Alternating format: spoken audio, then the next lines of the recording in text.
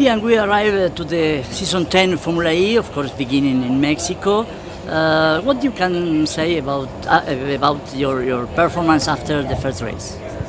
I think if we reflect on Mexico, the performance had its positives and negatives, as is often the case. I think what we did see is that since the end of season 9, we've taken a step forward in some of our understanding of the nuances of Gen 3 racing, and specifically the energy management side of things as well. So that was a positive. Now it's only one data point, and we need to make sure that here in Diriyah we can start or continue to move in the right direction.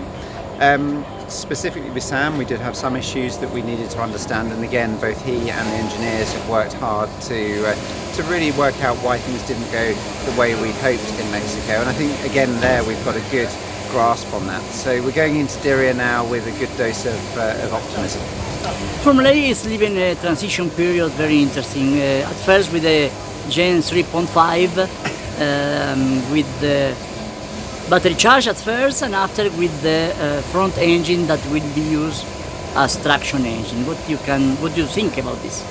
I think everything's moving in the right direction. When we started here last year with the Gen 3 package, we knew that we had something that was going to produce some phenomenal racing, and we saw that many times throughout season 9.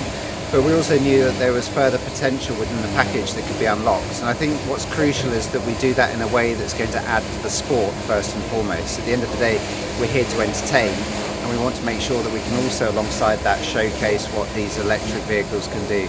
And I think that what I've seen, certainly from the roadmap going forward, is that that's going to be very much moving in the right direction.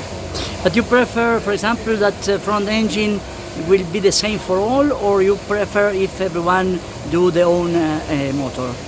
There's been a lot of discussion about whether the front motor, or the FPK as we call it, should become part of the manufacturer perimeter, and that allows the manufacturers themselves to develop it.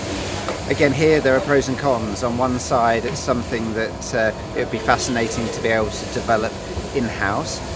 On the other side, there's of course a cost associated with that we need to be careful on how we balance that all out. So for the moment, I think with the direction that it remains a common part, that's very much the right decision. But we've allowed ourselves the flexibility to open that up in the future if it makes sense.